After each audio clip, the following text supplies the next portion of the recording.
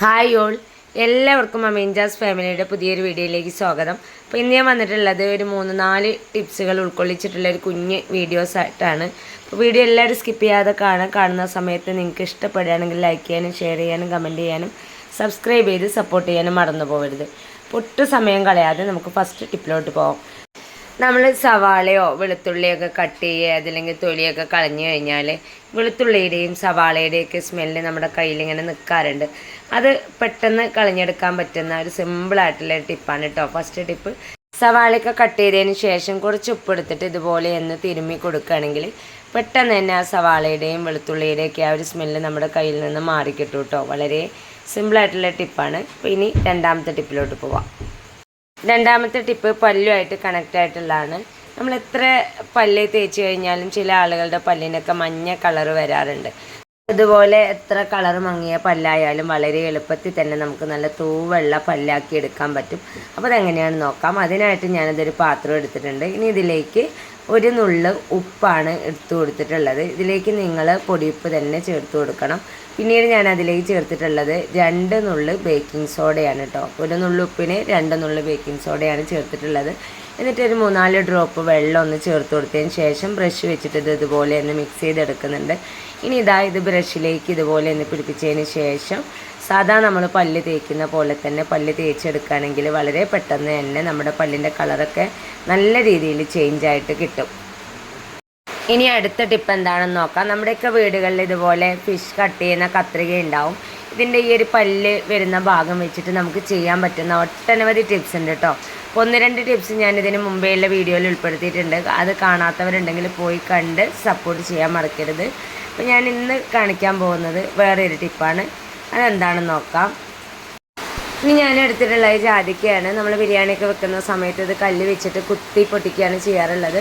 എന്നാൽ ഇതുപോലെ ഒരു കത്രിക ഉണ്ടെങ്കിൽ വളരെ സിമ്പിളായിട്ട് നമുക്കത് പൊട്ടിച്ചെടുക്കാൻ പറ്റും. അപ്പോൾ ഞാനിത് ആ ഒരു പല്ലിനിടയിലായിട്ട് ആ ഒരു ജാതിക്ക വെച്ച് കൊടുത്തിട്ടുണ്ട്. എന്നിട്ട് ഇതുപോലെ ഒന്ന് പ്രസ് ചെയ്ത് കൊടുക്കുക. പ്രസ് ചെയ്ത് കൊടുക്കുന്ന സമയത്ത് തന്നെ ഒരു കൈ വെച്ചിട്ട് നമ്മൾ ഇതുപോലെ ഒന്ന് കവർ ചെയ്ത് പിടിക്കണം കേട്ടോ. എന്നാലേ മാത്രമേ അത് പൊട്ടുന്ന സമയത്ത് താഴേക്ക് വീഴാണ്ട് കിട്ടുള്ളൂ. അപ്പോൾ കണ്ടോ, എനിക്കത് പൊട്ടി കിട്ടിയിട്ടുണ്ട്. വളരെ എളുപ്പത്തിൽ നമുക്ക് പൊട്ടിച്ചെടുക്കാൻ പറ്റുന്ന സിമ്പിളായിട്ടുള്ള ടിപ്പാണ് കേട്ടോ. നമുക്ക് ഈ തോടൊന്ന് കളഞ്ഞതിന് ശേഷം വേണമെങ്കിൽ ഇതും അതുപോലെ പൊട്ടിച്ചെടുക്കാം. അപ്പം ഞാനിത് അതിൻ്റെ തോടൊന്ന് കളഞ്ഞതിന് ശേഷം വീണ്ടും ഞാൻ നേരത്തെ ചെയ്ത പോലെ തന്നെ ഒന്നുകൂടെ ഒന്ന് പ്രസ് ചെയ്തെടുക്കുന്നുണ്ട് കേട്ടോ. അപ്പോൾ വളരെ എളുപ്പത്തിൽ തന്നെ എനിക്ക് ഈ ഒരു ഇതും പൊട്ടി കിട്ടിയിട്ടുണ്ട്. അപ്പോൾ ഈ ഒരു ടിപ്പും എല്ലാവരും ഒന്ന് ട്രൈ ചെയ്ത് നോക്കണേ. ഇനി അടുത്ത ടിപ്പ് എന്താണെന്ന് നോക്കാം. ഒട്ടുമിക്ക പേരും അനുഭവിക്കുന്ന ഒരു പ്രശ്നം തന്നെയാണ് വായ്പുണ്ണ് എന്നുള്ളത്. ഡോക്ടേഴ്സൊക്കെ പറയാറുണ്ട് ഏതെങ്കിലും ഭക്ഷണം നമുക്ക് പിടിക്കാതെ വരുമ്പോഴാണ് വായ്പുണ്ണ് ഉണ്ടാവുന്നത് എന്നുള്ളത്.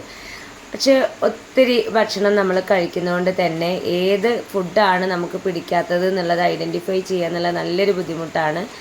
പല ആളുകളും ഈ ഒരു പ്രശ്നമുള്ളത് കൊണ്ട് തന്നെ സ്ഥിരമായിട്ട് വൈറ്റമിൻ ക്യാപ്സൂളൊക്കെ യൂസ് ചെയ്യുന്ന ആളുകളുണ്ട്. എന്നാൽ അതൊന്നും ഇല്ലാതെ തികച്ചും നാച്ചുറലായിട്ട് ഒരു സൈഡ് എഫക്റ്റും ഇല്ലാതെ സിമ്പിളായിട്ട് നമുക്ക് വായ്പുണ്ണ് എന്നുള്ളൊരു പ്രശ്നം പരിഹരിക്കാൻ പറ്റും. ആ ഒരു ടിപ്പാണ് കേട്ടോ നെക്സ്റ്റ് ടിപ്പ്.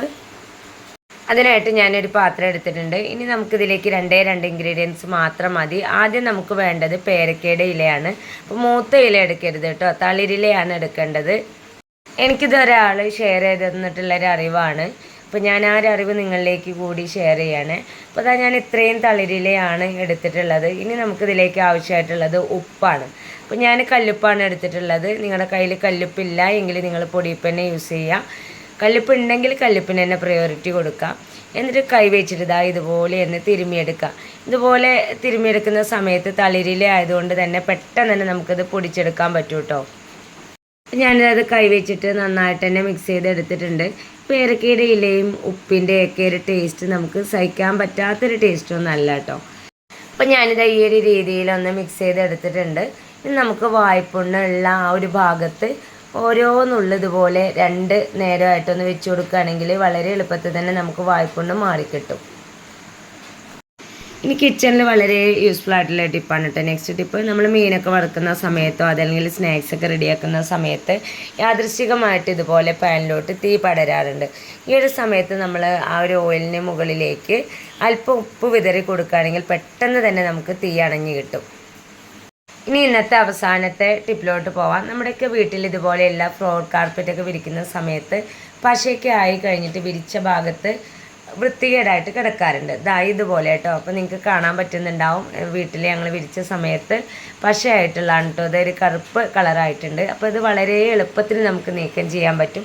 അതിനായിട്ട് ഞാനൊരു കോട്ടൺ പീസാണ് എടുത്തിട്ടുള്ളത്. എന്നിട്ട് അതിലേക്ക് മണ്ണെണ്ണയാണ് കേട്ടോ ആക്കി കൊടുത്തിട്ടുള്ളത്. എന്നിട്ട് ഇതുപോലെ ഒന്ന് അരച്ചെടുക്കുകയാണെങ്കിൽ പെട്ടെന്ന് തന്നെ നമുക്ക് ആ ഒരു പശയുടെ കളറൊക്കെ പോയി കിട്ടും. അപ്പോൾ ഇവിടെ നന്നായിട്ട് തന്നെ കറ പിടിച്ചിട്ടുണ്ടായിരുന്നു. അതെല്ലാം ഈ ഒരു മണ്ണെണ്ണയാക്കി തുടച്ച സമയത്ത് തന്നെ എനിക്കത് നല്ല രീതിയിൽ പോയി കിട്ടിയിട്ടുണ്ട് കേട്ടോ. ഇനി ഇവിടുത്തെ ഞാൻ കളഞ്ഞെടുത്തിട്ടുണ്ട്. ഇനി ഇതിൻ്റെ ഒരു സൈഡിൽ കൂടി ഇതുപോലെ പശയായിട്ടുണ്ട്. അതും നിങ്ങൾക്ക് കാണാൻ പറ്റുന്നുണ്ടാവും. നല്ല രീതിയിൽ തന്നെ ആയിട്ടുണ്ട്. അതും സെയിം രീതിയിലാണ് ഞാൻ കളഞ്ഞെടുത്തിട്ടുള്ളത്. അപ്പോൾ ഇന്നത്തെ വീഡിയോ നിങ്ങൾക്ക് എല്ലാവർക്കും യൂസ്ഫുള്ളായി കാണുമെന്ന് വിചാരിക്കുന്നു. ഇത്രയും നേരം എൻ്റെ വീഡിയോസ് കണ്ട് സപ്പോർട്ട് ചെയ്ത എല്ലാ കൂട്ടുകാർക്കും ഹൃദയം നിറഞ്ഞ നന്ദി. അപ്പോൾ ഇൻഷാ അല്ലാഹ് അടുത്തൊരു കിടിലൻ വീഡിയോസുമായിട്ട് ഞാൻ വീണ്ടും വരാം. Thanks for watching.